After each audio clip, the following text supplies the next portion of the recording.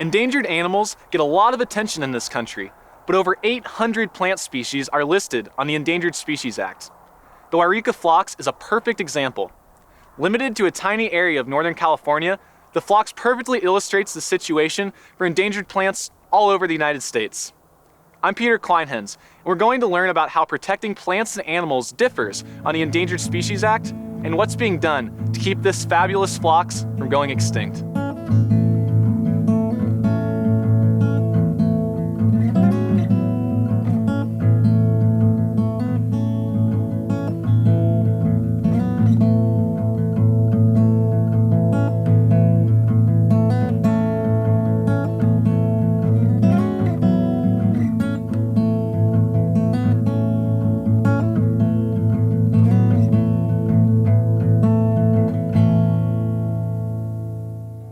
The Wairika phlox is pretty, there's no denying that.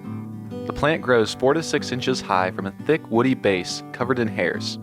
The hairs and its low profile are adaptations that help it survive in a habitat that can be best summed up by the word harsh. And it's this harsh environment that I'm in now. I'm up on China Hill, home to one of the best populations of the Wairika phlox. And this area looks like it's just a barren wasteland. It's dry, it's hot, and the soil is basically just rock. But it isn't just rock, it's really hard to grow in rock. It's full of heavy metals like mercury and iron that make surviving here an uphill battle. Unlike most other plants, the Wairika phlox is able to survive and even thrive in these bleak conditions. But it isn't just amazing in that regard, it's also one of the rarest plant species in the entire country. The Wairika phlox is only found at 5 sites right around Wairika, California, which is the town just behind me. It probably comes as no surprise that with such a limited range, botanists studying the phlox were concerned about its long-term survival. That's where the Endangered Species Act came into play. The act was signed into law in 1973 by President Richard Nixon to preserve the rare species of this country.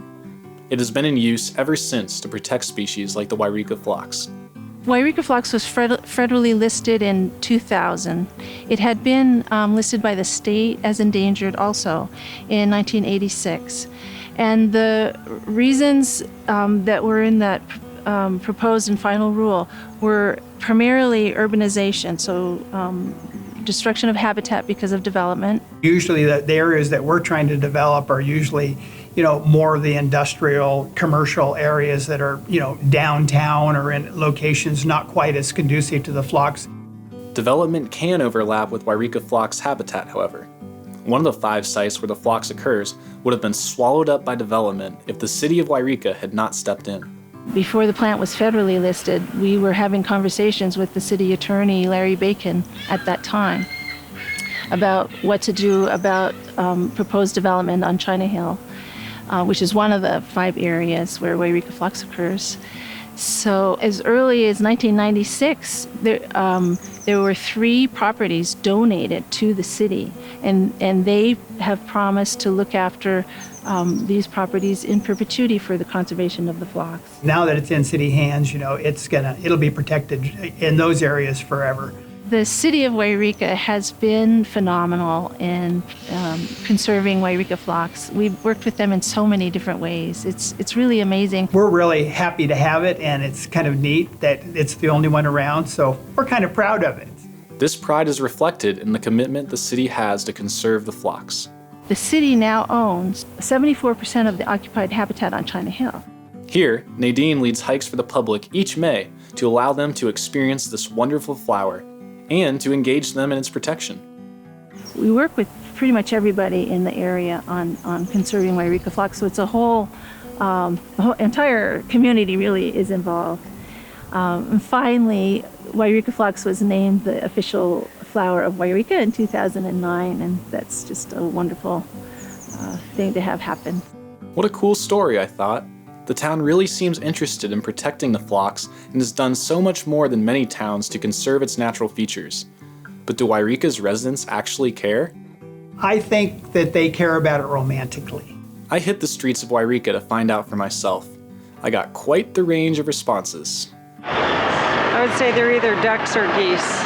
I've never heard of the Wairika phlox. When I moved here, my father-in-law, when we were riding mountain bikes around, pointed it out and told me that it was indeed a rare flower to this area. I know I think it's an endangered species, and it's one of the few or the only endangered plant species we have in Siskiyou County. General population probably isn't quite as up to speed on it.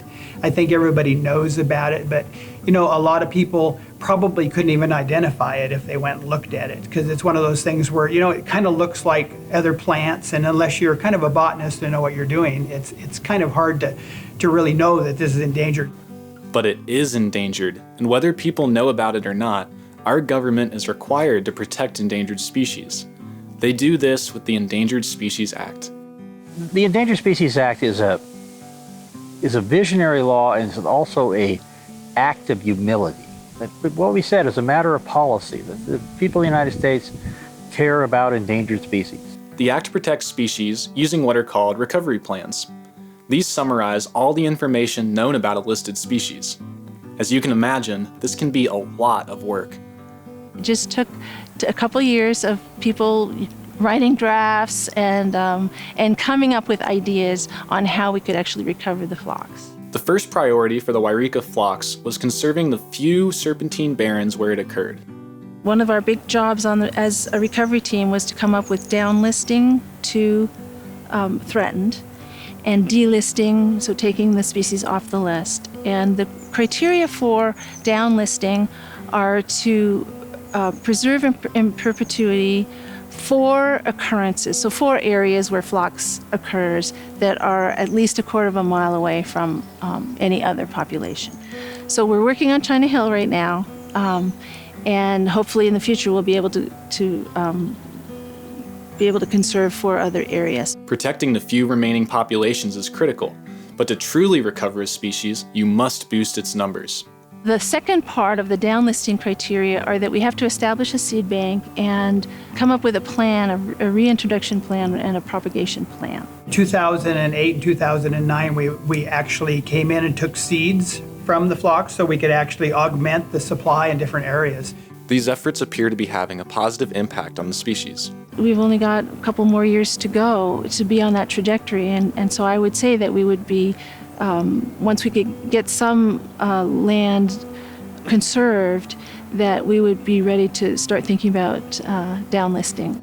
One of the threats facing Wairika phlox to this day is disturbance from off-road vehicles and other human impacts. So what does the Act do to stop this? If you have an animal that's listed, you can prohibit the take of that animal, meaning you can't capture it or kill it or shoot it or pursue it or even try to capture it. Whereas the same is not true of a listed plant. There is no prohibition against collecting a plant in the same way that there is against take of an animal. Although regulations on endangered plants are far more flexible, these are still too restrictive for some people.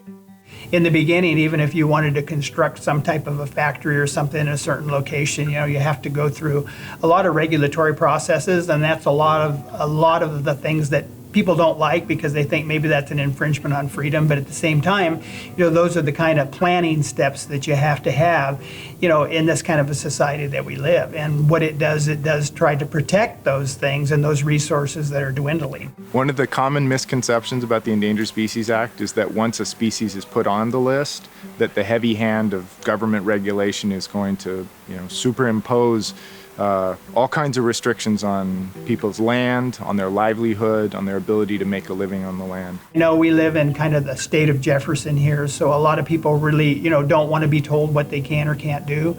But again, it's a big world out there, and there's a lot of us, and we have to there's a balance, and we all have to kind of find that balance.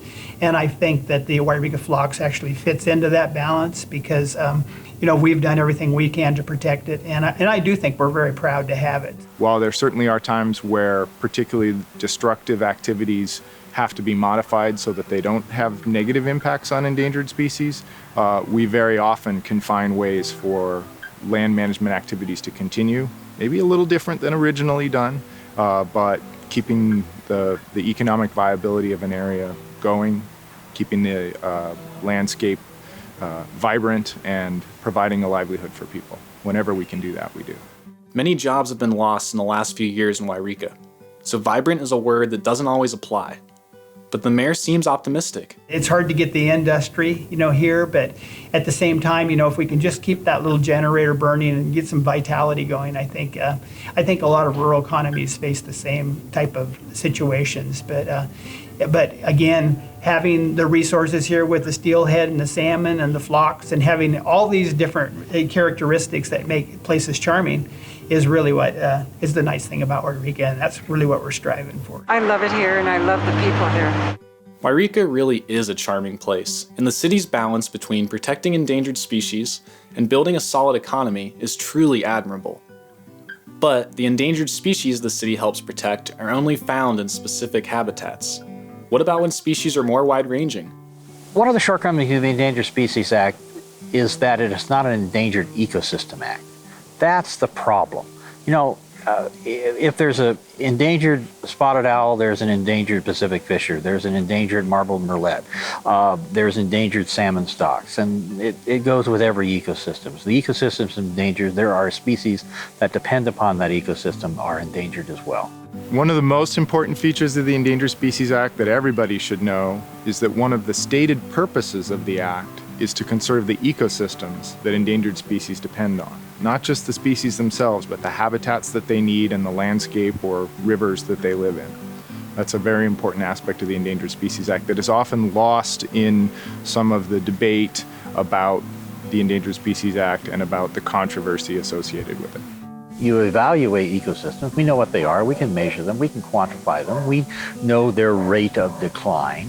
It's not, those are the same biological questions you ask for an individual species. It would be more efficient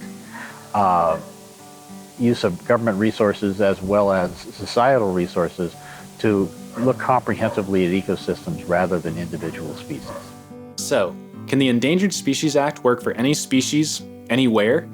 I really do think that it has enough flexibility to make it work very, very well. And I think it's just up to us to be creative enough and strong enough to make sure it's implemented the way it was envisioned, because the vision of it is just amazing to me. I've been working for the Fish and Wildlife Service for about 27 years, and it never ceases to amaze me what forethought went into putting together this act. And so I just think we have to be smart enough to implement it properly, and it can last us for many, many more years. As the Act gets used more and more in upcoming years to protect species, it's important to remember why it exists in the first place. The policy then is to now reverse their trajectory towards extinction and to leave room for nature. It's nice to have a model where man can coexist with nature. Coexisting will be increasingly difficult in the coming years. The population will grow, yet people will continue to need the same resources they do now. The environment and politics are going to continue to just increase, and they actually are going to, bump into each other. We're going to get a lot more of that. Knowing this, everyone watching should think about their role in that fine balance between protecting endangered species and maintaining a comfortable life for yourself and your family. More importantly, you should think about your role in that political process. And there's a responsibility that goes with being a citizen. And if you care about endangered species, you need to ensure that you're voting for people who appreciate the Endangered Species Act and want to keep it going. Although the Act isn't perfect, the collaboration between the City of Wairika and the United States Fish and Wildlife Service has been so successful that delisting the Wairika phlox from the Endangered Species Act is a reachable goal. The Wairika phlox is not only the official flower of Wairika, it's also a representation of all that is possible when people work together to save plants like the fabulous phlox.